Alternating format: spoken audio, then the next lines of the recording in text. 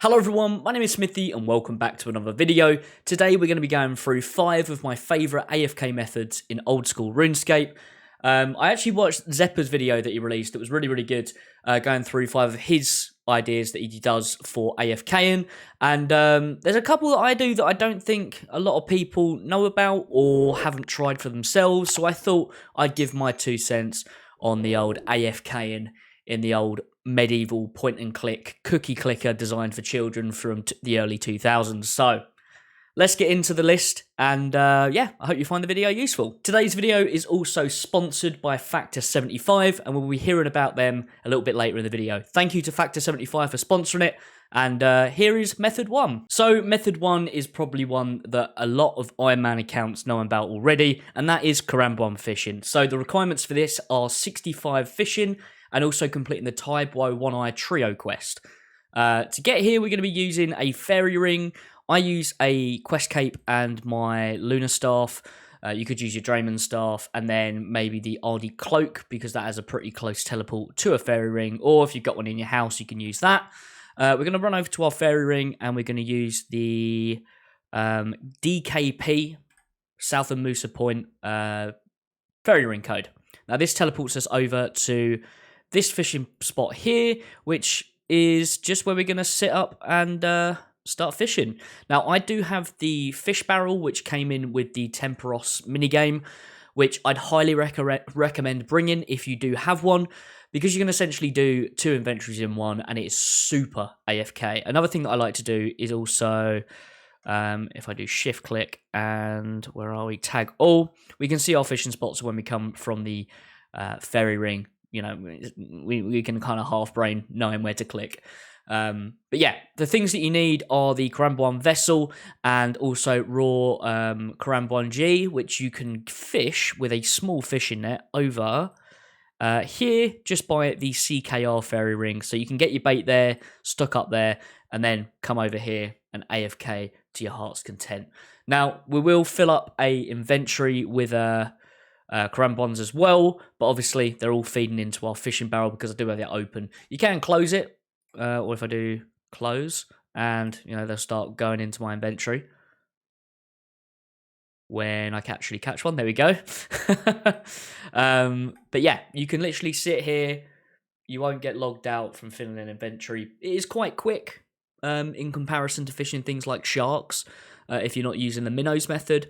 But yeah, you don't really need the angler's outfit as well. You can if you want the fishing XP bonus, but I just use graceful. Just means that we can zip about a bit quicker as well. But what I like to also carry as well is a teleport to a bank. So I've got a Camelot teleport in my room pouch. You could bring teleport tabs as well if you fancy. That's entirely up to you. But it's good to have a teleport method to a bank, and then you can then use your quest cape, your Ardy cloak, whatever you're using to get to a fairy ring, and then come back here as well, which is really nice. And as we come to a close on our inventory, we're getting around 45k fishing XP an hour, which is rather nice. You know, it's not loads of XP, like hundreds of thousands, but, you know, it's pretty standard fishing XP as it goes. But now I'm going to teleport to Camelot, go to the bank, dump my Karambwans into the old bank account, like so, and then don't forget to empty your fish barrel, and then we'd use the quest cape, teleport back to the fairy ring, and go again. And yeah, rinse and repeat that to your heart's content while you're AFKing.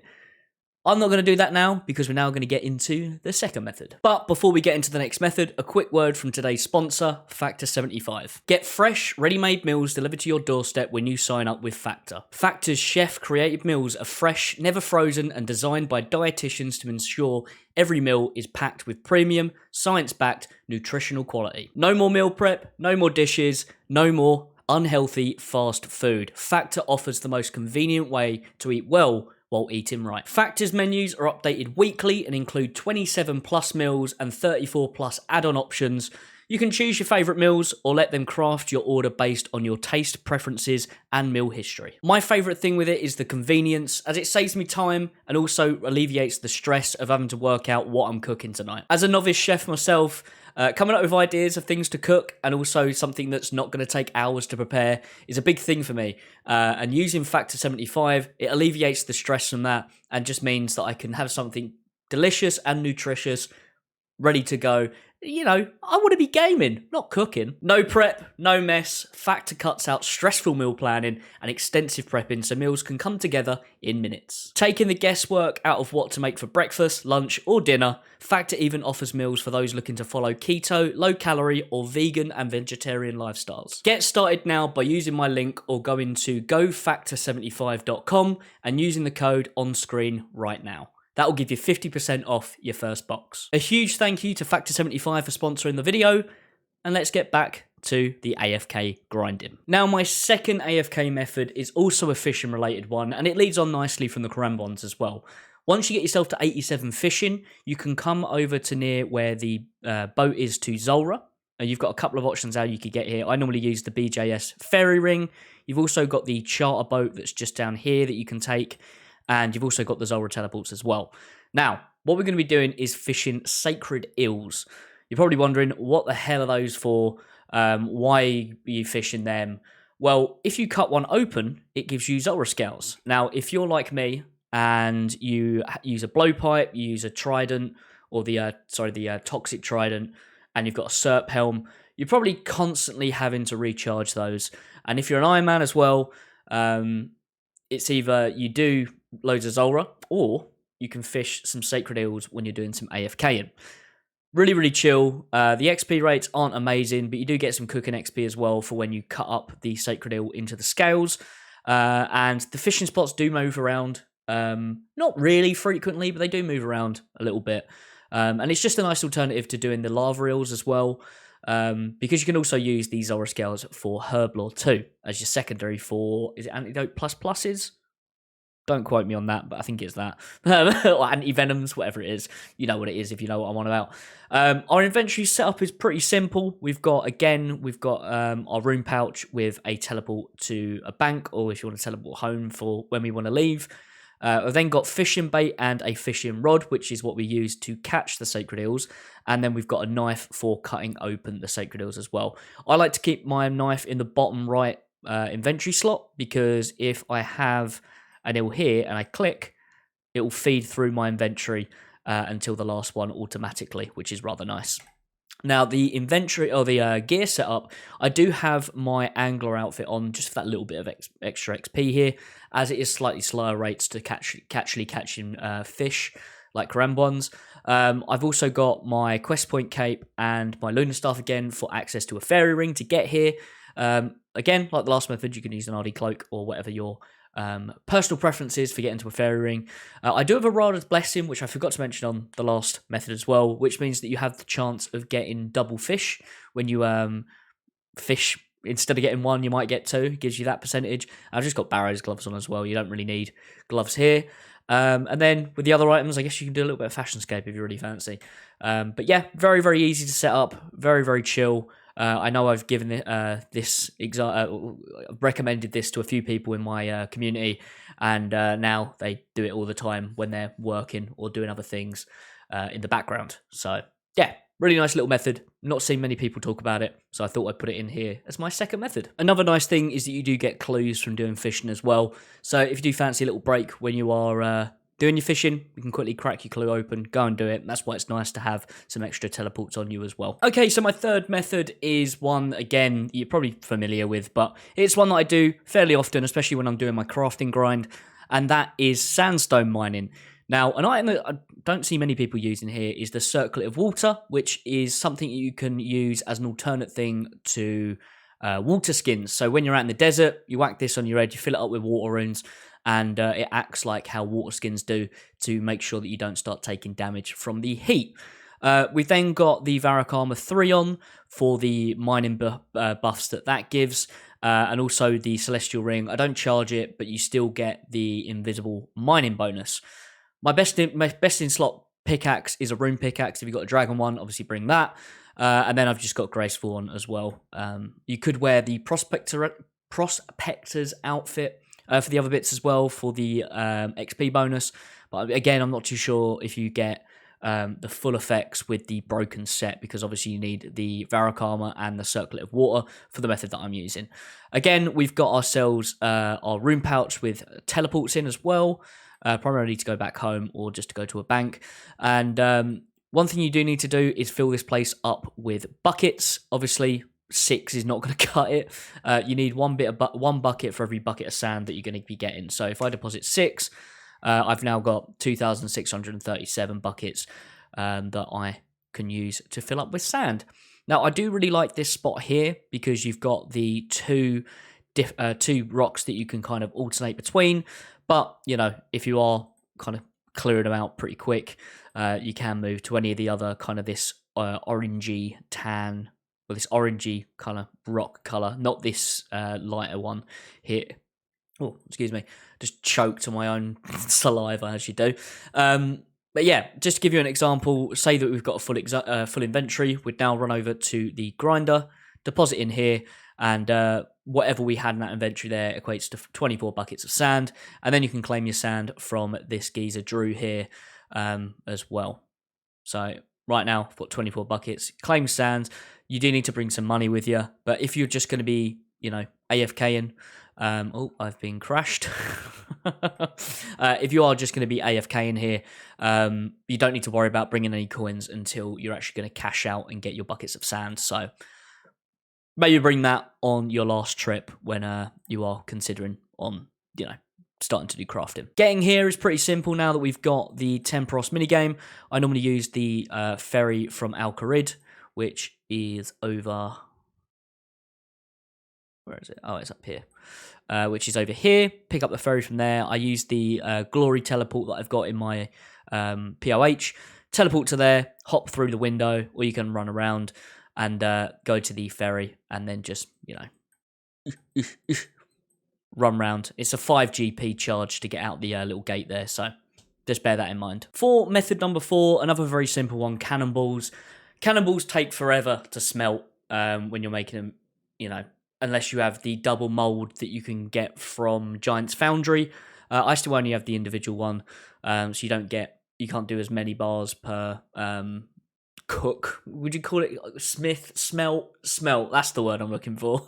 But again, a very, very easy setup.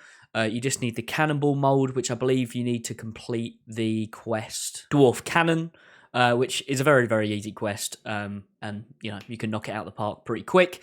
There's 2 places that I like to do cannonball making. One is in Prif, and I know not everyone has access to Prif, and you might be using cannonballs as a way of getting yourself the requirements to be able to do the quest required to get to Prif. Another place that I like to do it is over in, if I can find it, Edgeville. So you've got a bank very close to a furnace there as well. Sometimes it gets a little bit busy over here, so I like to do it over in Edgeville as well. It's just nice, just a bit of change of scenery, isn't it? Instead of just hanging about in the same places all the time. But yeah, that is method number 4. Again, very, very easy. I can't remember what requirement it is for smithing cannonballs. I don't think it's very high. Obviously, you need 30 for using steel. 35 smithing. So, you know, you can do a few quests if you are a new account and you're looking to do this. Yeah, 35 is pretty easy level to get. I'm more than certain most of you who are watching this have already got 35 smithing. But yeah, method 4, cannonballs, extremely chill. A lot quicker if you use the double mold as well, like I said. And yeah, it's not a bad XP gatherer for smithing. I'm getting about 15k XP an hour, which isn't setting the world alight if you're not doing things like Giant's Foundry and stuff. But it is a good way for you to use up your steel bars that you get from Slayer, Zalcano, etc., etc. Also, cannoning is like essential for Slayer if you want to get through some really, really, really, really tedious tasks. So stocking up on steel on cannonballs when you're AFK is a good way. And don't forget, you can also use granite dust on cannonballs to make them to upgrade them. And where we are so close to a bank, we can literally just run back to the bank like this. deposit our cannonballs, grab another load, and away we go again. And our fifth and final method for this video is the classic redwoods and woodcutting. Now, where I am currently 89 fletching, I do actually like to sit at magics as well, as I need those to be able to get up to be able to make redwood shields. But yeah, redwoods, extremely chill. You can also turn on the wood cutting plugin, which should do a thing. I can't remember if it's that one or there's another one that shows you where the different wood cutting spots are. Obviously, you just, hover your mouse around on the tree and it will show you where to chop. It's not that hard. But yeah, redwoods, really, really chill. If you get a bit of a dodgy tree that you need to keep hopping around it to actually get a cutting spot, that can be a bit annoying sometimes. But when you're actually chopping it and you've got a decent setup, you can, essentially do most of an inventory without even having to click. It just depends on your RNG on trees, I guess. Not a sentence I thought I'd be saying. But yeah, redwoods, a classic AFKer. And another little bonus that you can use is the lumberjack outfit as well that you get from temple trekking. Just gives you a little bit more XP per log, which is always nice because wood cutting's a pretty slow skill to train. And if you've got a dragon axe as well, you can do the old chop and boost your wood cutting by 2 levels.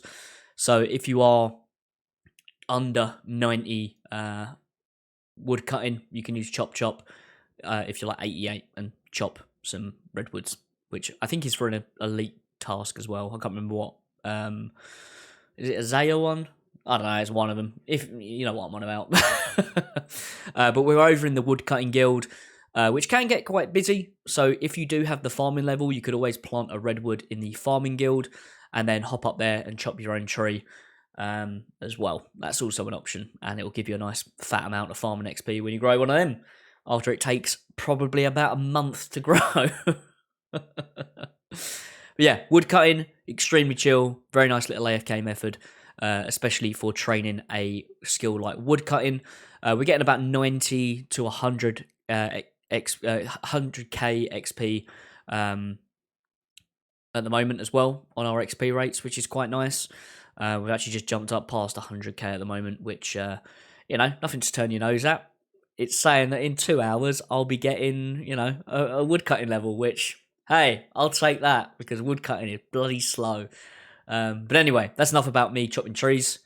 That is our 5th and final method. But anyway, that is where I'm going to love you and leave you. Thank you so much for watching the video. If you are new around here, please do consider subscribing, drop a like, and comment down below some of the AFK methods that you like to use. And maybe I'll do a follow-up video on what some of you guys suggest down in the comment section. And there are a few other AFK methods that I use, so maybe we could cover those in another video if you would like to see that. So let me know down in the comments about that. And yeah, thank you all very much for watching. Happy AFKing, and I'll see you all in the next video. Bye!